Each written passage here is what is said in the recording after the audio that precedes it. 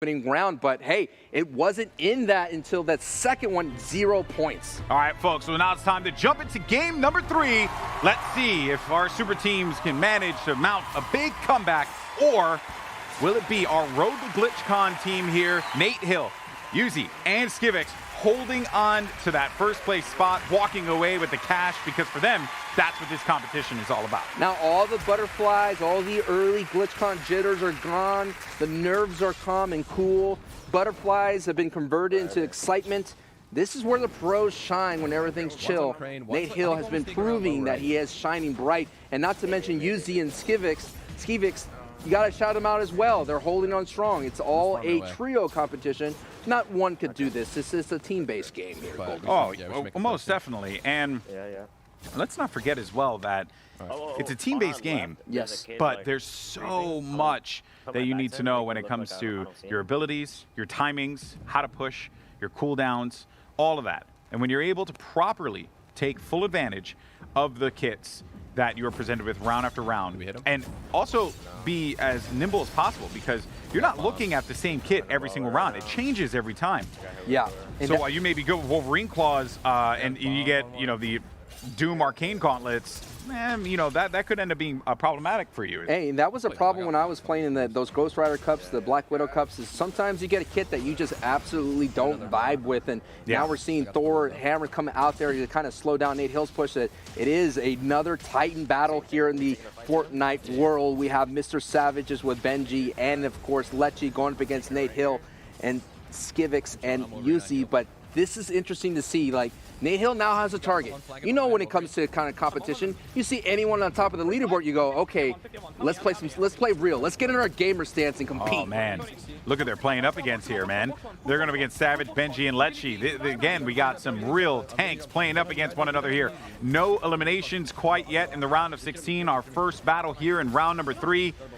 They have an opportunity. They know that one of these players is going to be dangerously low. Oh, Mr. Savage, though, is going to go down, courtesy of Skivix. They knew that they had that one targeted, and then Lechi goes down immediately after that. A 2 elim advantage, maybe even a third. There it is, taking out Banjyfishy. And this Natehill squad is already starting off in a huge start here. What I'm noticing is that the players that had the most advantage here in this LTM Golden Boy are doing what we all do when we first come in contact with a fighting game. When we kind of mentioned that this is kind of like a pseudo fighting game. So in a sense, you have these pros are button mashing right up into the face of the people that have our experience, the people that came from Road to GlitchCon and some of our invited teams. So I think that inexperiences will kind of put you down on the other side of the board, or on that dreaded second page. Yeah, that's definitely not where you want to be here. But we have one elimination separating these two teams. Natehill squad is still keeping this one in their favor, but do not count out Banjyfishy and his team quite yet.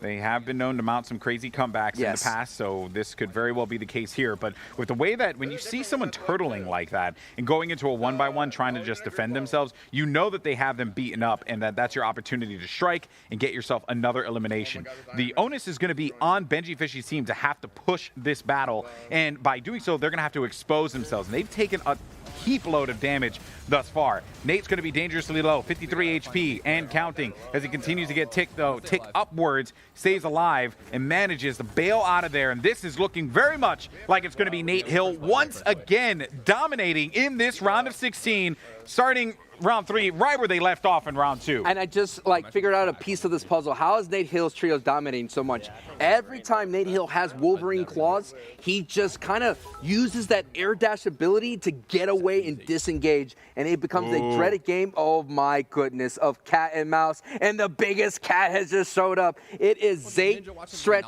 and Saf. The world's deadliest, let me say this again, the world's deadliest trio that ever formed in the Fortnite universe. We're talking about some big-time hitters. Now, granted, they're not doing well in the sense of the day, but at the same time, you don't want to see those names across the field. Yeah, but I think Natehill and this team have a lot of comfort in knowing that this Marvel LTM has been dominated by them. They know that everyone else is playing second fiddle to what they're capable of doing. And even though you will have that just really diabolical team on the other side there, this is a whole new ball game. So we'll see now, though. No pushes quite yet. Another interesting and smart strategy that we're seeing, too, is that if you have those Wolverine claws, you can actually harvest. Yes. And some players are going around these bushes here, harvesting, 6, 7 mats per strike, so that this way they can get some additional builds. That's a pretty big deal. And you're taking a look here. Zate's, I kind of gave them premium gas. They have 0 points so far. But they have 23 elims. The thing about these guys of Zaf, Zate, and Stretch is, yes, they're the deadliest trio in the world, but when they decide to, when they want the money, they'll take it. The question is, how serious are they treating today's Marvel Knockout LTM? Well, we're here for the fun of GlitchCon, but we're also here for some, in some cases, a little bit of that cash, right? Walking away. Yeah. What was that? 99,051 cents, and first place gets 22,000 plus. It's there's no chump change there. That's a lot of cash. It's a lot of clams, a lot of bucks, a lot of moolah, whatever you want to say. But right now, the action has yet to kind of tick in a elim. So this is intense here. The last moments here, as you're going to see the first time, Black Panther's kinetic armor going to kind of eat a little bit of that damage. It kind of holds a little bit, just kind of deafens it just a bit. And at the same time, it kind of has this loud explosion with that kinetic explosion response to all that, just like in the Black Panther movies. And there it is. The opening elim comes from Yuzi, getting one right there on Zaf's trio. It has been a very slow battle at the start here in Game 3 of 5, but now we're starting to see some eliminations, also some scuffles between Wolverine Claws and She-Hulk Fists. The Unibeam is out, and there's a massive one there. I mean, Yuzi just, what a connection. What a connection. Connection complete. Yeah. Unibeam strong. That's going to be one of those things that kind of separates. If anyone has Unibeam, the focus goes on you. You have a huge responsibility. You're the quarterback, essentially, because you could kind of delegate and tell the other mates to go, hey, this person I hit for 150, go push them, or in using a nice use of the Groot's shield, Bramble's shield, just to kind of get back some HP at the same time, kind of, find another angle. And more importantly, Golden Boy, wait for that Unibeam cooldown to reset. Yeah. Managing cooldowns is something that you don't normally expect to hear in Fortnite, but here with Unibeam and even with the Thor Gauntlet, right, or Thor Hammer, as we just saw right there, is a pretty big deal. Now, though, some evasions are going to start to come through. I think that was going to be the Whirlwind there, the Storm Whirlwind, to try and hold off any damage that would be coming away. And this is looking great now for Natehill and this team. While they are going to be in a bit of a scuffle here, I do not see a world where Stretch and them walk away with these eliminations. Yeah, they get one against Nate, but if they continue to trade this out, it only will continue to favor Natehill and his squad. And they're putting in some nice work. 70 elims so far in this GlitchCon Marvel Knockout LTM. So it's a big-time performance right now from Natehill with 7 points. That means they advanced 7 times here, and this is looking like an 8th one. Again, rounds 1 through 3, only 1 point will be doled out. In round 4, we're going to double that. We're 2 points per win, and then, of course, the final round be 3 points. And yeah, with that kind of advantage, you're basically looking at now 4, 5. Goodness gracious, Natehill, what did you eat this morning, my guy? Bro, they were ready to win. They were ready to win, and winning is all they've done today. Natehill, Skivix, and Yuzi will be moving on to our semifinals. We'll see who they'll be playing up against here in a moment. Oh my goodness, another one. This is the NA East. You got Edgy and Scented and Commandment making a return. And look at the leaderboard here. Golden Boy, Natehill, Chap, Ducky, all of them coming in from the road to GlitchCon, showing that the experience is a factor. Nick A30's team holding on with 4 points, meaning that they didn't advance. I'm taking a look, Aces and Metas. Not a lot of advances for our super teams. What's up, man? Yeah, we haven't really been watching them all that much because, to be frank, like Natehill and this team have just been dominating everyone that they've ran into. In some instances, it hasn't even been close, like we just saw there with Zate Saf. And I think that now, as we are getting down to the wire here, Natehill and them, they have to be very satisfied with themselves. They're adding on from the success that they had in that last mode, or sorry, in the road to GlitchCon, and now they're continuing that success here onward at GlitchCon itself. It just shows you how important it is to get experience and reps in. Tifu, haven't seen him yet. I mean, we haven't seen him on the board. We haven't seen him advance. We haven't even talked about him yet. No. When we had an interview, he had one word: nothing. When you do nothing to prepare, he had a banana, though. He had a banana, which looks delicious. But at the same time, when you do nothing to prepare, nothing will be the result. You know, we talked about we're not scientists and all that and whatnot, but still. Yeah, math the is science math. is definitely out on that one. And listen, I'm just saying this because I want to light some fire on Tfue. You know what I'm saying? I want to get him ready because all these competitors that are competing right now, except for our lobby invites or the lobby Fortnite teams like Natehill and Chat, they're competing again in that Fall Guys finale. So they're going to have a lot of time just to sit around to think about their performance here in the Fortnite section. Yeah. That's true. I mean, they're going to get the cash, but they're also going to get that spot too. I mean, I completely forgot about that. Yep. Which is equally as impressive for them. So who knows? Natehill could end up walking away. This team could be the winners of all of GlitchCon at the rate that we're going at here. It might as well. I mean, it's like Natehill coming in with this big-time performance. Who knows? I mean, Natehill maybe was like, hey, wait a minute. Maybe I should have been on the super team, is letting everybody know. But oh, big elimination. That was a huge one. They're going to get that one elim advantage that will give the odds in their favor, as well as a second one, too. So now this is dangerous here for Natehill. We've been praising him so much, but it's not a shocker that Commandment and his team, who have played spoiler in the past, in the road to GlitchCon, are doing the same thing here once again here at the Twitch Rivals Arena. We're talking about it, man. Sometimes premium gas, hey, it's expensive. And sometimes, casters give you that premium gas and your car can't handle it. Yeah. And before you know it, your engine combusts. But hey, Natehill has been able to clutch here, and this team has to clutch, and they essentially have a 2 elim disadvantage. Oh, that was a great drop there. They went over toward the edge of that circle. Once they got the elimination, they were like, there's no reason for us to try and engage in this fight and land on top of them. Let's reposition. 3-4 though, or 4-3, depending on who you're going to be watching. A reminder to everyone, and Yuzi just got reminded how powerful the Unibeam is there, but a reminder to everyone, you're watching right now here at Twitch Rivals. You can also check out our competitors from their streams as well. They're live right now. Go give them some love. Everyone's been very entertaining today, putting on some awesome matches for us here for the Marvel LTM. 53 seconds remaining, Sancho.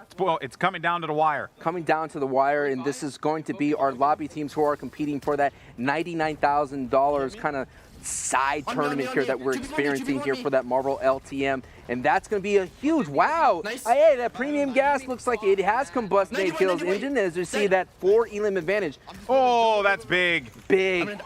He had 3 HP and managed to stay alive. Yeah, they'll get the elimination, but I just don't know if they have enough time to be able to add on to this. Commandment's going to be very low as well. This is deja vu all over again with the road to GlitchCon. We saw this TSM Commandment trio all of a sudden wake up and get hot. And we're not yet in the second half of this.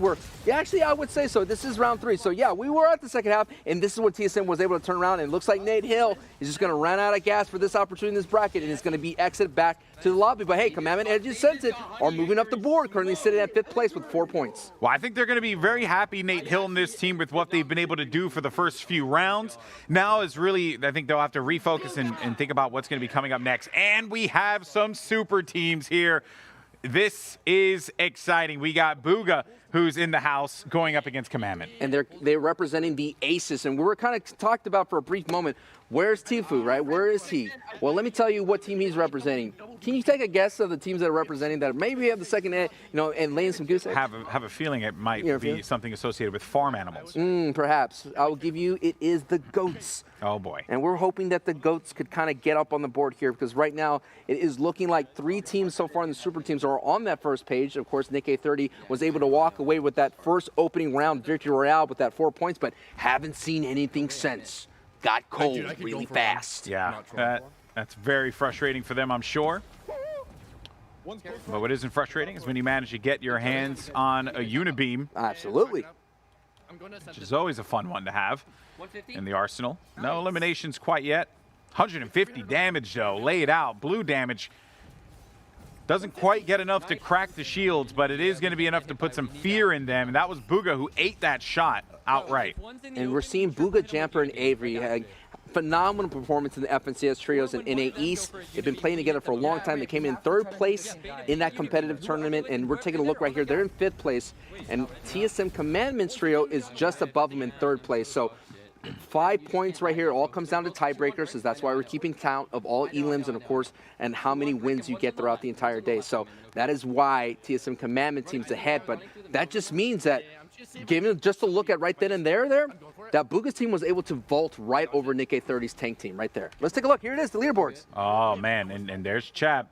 And look at this. I mean, we got our super teams up there, which is why this fight is going to be so important, because if they manage to win this one out, Aces will jump up over Commandment. No eliminations yet, Sancho. You can feel the tension. You can cut that tension with a knife with how things are currently. No one wants to be the one that gets hit with that first elimination. Watch out, though, because if you end up taking shots and you lose your shields, that's an opportunity. Like the way right now, Commandment, he's going to be in a bit of a pickle now. This is where Bugha and them start to push up. Here we go. This is it. 1 minute and 45 seconds. And that, you talked about it, Bugha not having that tiebreaker creates a little bit more pressure. No! Oh, my goodness. At the same time, Golden Boy, that's a super team. The super team has immense pressure here today. Oh, no. They had a little bit of an advantage, but the thing is, they'll get their shields back. Meanwhile, their opponents will not have that same luxury. Avery, though, gets knocked out, too. He's going to be at 4-1 in the count total here. They need to just dive in, get a few of these elims, but as it continues onward, they'll find another one, as Edgy is going to be stuck between two different competitors. They're now within striking distance of coming back into this, but Bugha and them, the Aces, are going to need 2 eliminations in order for them to win this one. It's not going to be easy considering that they have so much HP on the other side. Hey, all unibeams off the table, so now we're going to wait another 10 seconds. Bugha's going to have to clutch with this unibeam, and the team is down by 2 elims with experiencing with that tiebreaker. They just dodged a unibeam. Hey, each team have 2 unibeams here. Oh, here we go. Oh, no! Bugha gets wiped out at the final seconds there. We got 38 on the clock. 2 people are going to be 3 are going to be spawning in. They have to try and play with that advantage, but I just do not think it's going to be possible for them. No, not at all. It's all coming down. The double unibeam could be a big factor here. 30 seconds. We're taking a look here. It's just a matter of moments here as we're wrapping up here. The final round where every team gets 1 point. Can the Aces team, this super team of Bugha, Jabber, Avery, clutch out? That's not going to happen. It is 4-8, man. And my goodness. Danger, danger. It has to sound the alarm. Weeboo, weeboo, baby. Yeah, that was just dominating. I mean, you know, credit to the Aces. They did their absolute best to just keep this thing as close as they could and not give up any foolish eliminations early on. But once Commandment, you know, and his squad saw the opportunity to go in for the push, they went right for it, and that is the fruits of their labor right there. I got to say, man, when we were taking a look at the kind of format throughout the entire time, I was wondering, how can these super teams do in the Fortnite block? I mean, you have these invited teams who are FNCS trios. You have FNCS champions, people that made it to the World Cup, all competing against these super teams. And I had a thought, and I was like, even the invited teams, you know, Natehill coming in appearance, or I mean, the Cypher PKs, the Bizzles, all that kind of stuff. I was like, this is probably the most stacked roadblock that our super teams have to go against, and you're just seeing how difficult it is for super teams just to get any points in this format. Yeah, and who knows, right? This could play way further out into the long game, right? Which would be very difficult for our super teams to try and mount a comeback. But, you know, for the fans of those super teams, they don't have to worry because League of Legends as well as Valorant, that is just going to be a battle between the super teams. Fortnite, which is a very interesting situation considering that we had 16 teams that were participating in this, 4 super teams, and we just wanted to see some good old-fashioned Marvel knockout LTM. But let's actually take a look at some of the replays that we saw from those previous games that were really just, it was Natehill. He was the story of the entire time. That team has been dominating, but then Commandment doing exactly what he did at GlitchCon, Sancho, popping off at the last moment. And that is what's going to take you to get that line share of $99,000. You're going to have to ignore the big names across the field, and you're going to put out your performance and get the elims, and that's what we're seeing from teams like Natehill and Chapin. Taking a look at that major unibeam. There's just something special about that unibeam, man. It goes all the way across the field. It's a hit scan, and you have to hit. If you have it, there's no question. You are the power. You are that strong DPS that you have to capitalize on that power. Yeah, it's a sniper rifle, right? But it also functions with timing. It's like a railgun. Yeah, I think it's like it's a stationary railgun, which is not something you normally see every day. No, at all. But it goes through structures. It's really just a devastating weapon. And if you're smart enough and you coordinate well enough, you can stack your unibeams and just deal out loads of damage to your opponent if they're unsuspecting. At the same time, Booga representing his super team, making a way up their leaderboard, and they're going to go overall compete. So everything matters. And hey, I got to mention this right here. After this Golden Boy, it's going to be 2 points for every win in the bracket. So this is going to be those moments for a team like GOAT to kind of just show up and just stop. Like, what, do Billy Goats headbutt? They do, right? They do. Man, Yeah, in theory, yeah. Listen, like, I know I have a 3-year-old at home, and we're doing our best to teach her about all these various animals, but it looks like Daddy Sandro has a lot of work to do about goats. Yeah, because